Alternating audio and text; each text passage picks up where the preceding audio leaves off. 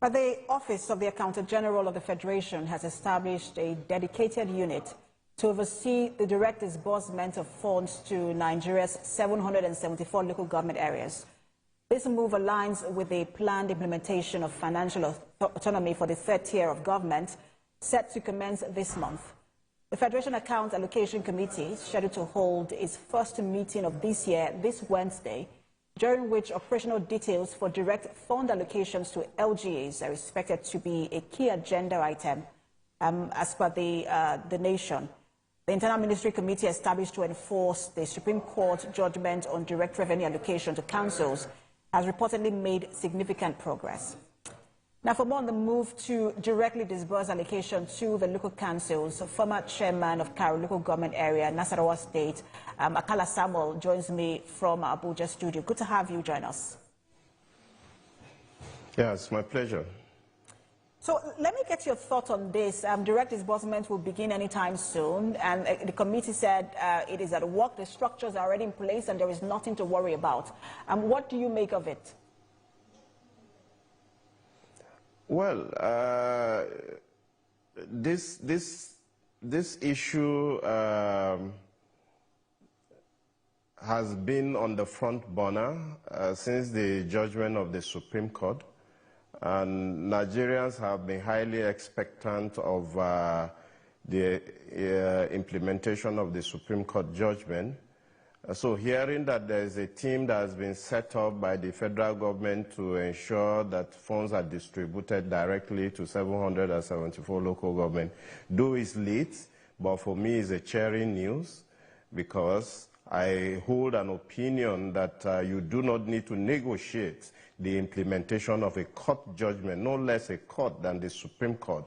So whatever that has been the cause of the delay up to this time, that we hear that the federal government says a team to distribute this fund this month, we hope that the federal government is able to ensure that this distribution kickstarts this month to further give hope to Nigerians, because this is one activity and one exercise that would retune the local economy and ensure that the third tier of government begin to face issues of security. In your report, you have seen that a better part of your report captures a lot of security challenges across our nation.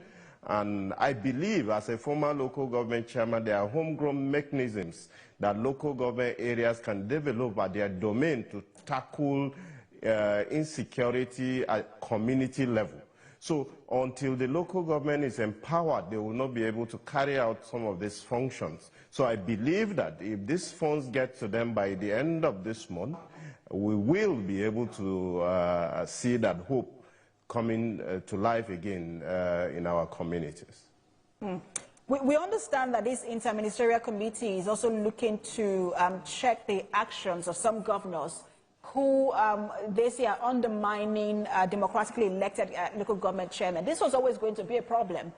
In some cases, it is going to be the local government chairman working with these governors, because sometimes you find that it's the same party, you know, across board, who are elected across board in this local government. How can this be checked in a way that ensures that development actually trickles down to the grassroots? Well, for now, it is true that the elections of local government chairmen in Nigeria are heavily determined by their governors. But you see, the fact is that once you are elected local government chairman, the ball is now in your court to ensure that you discharge your responsibility in line with the Constitution of the Federal Republic of Nigeria.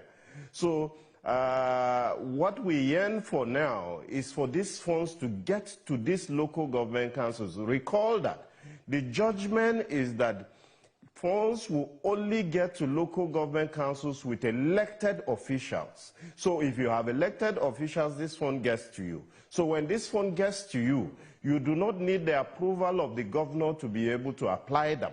So for chairmen who want to defer to their governors because they were instrumental in bringing them to power, maybe to determine how these funds to be utilized, well, it will now be at their own peril to have to face the consequences of those actions, because the local government has a legislative council that will appropriate these funds for them to utilize. They also have an executive council to implement these funds. They also have various departments within their various local government councils to be able to manage and apply these funds effectively. So I do not think that they need any approval of the governor to utilize their fund. And for the governors that try to interfere in the affairs of the local government, I think the time is up. The governors should please, as a matter of national commitment and a matter of national service, hands off the local government and allow it to function in line. Thank you so much for your time. We'll see how this plays out. This is going to be implemented this month. Thank you. The former chairman of Karo Local Government Area, Akala Samuel. Thank you. It's my pleasure.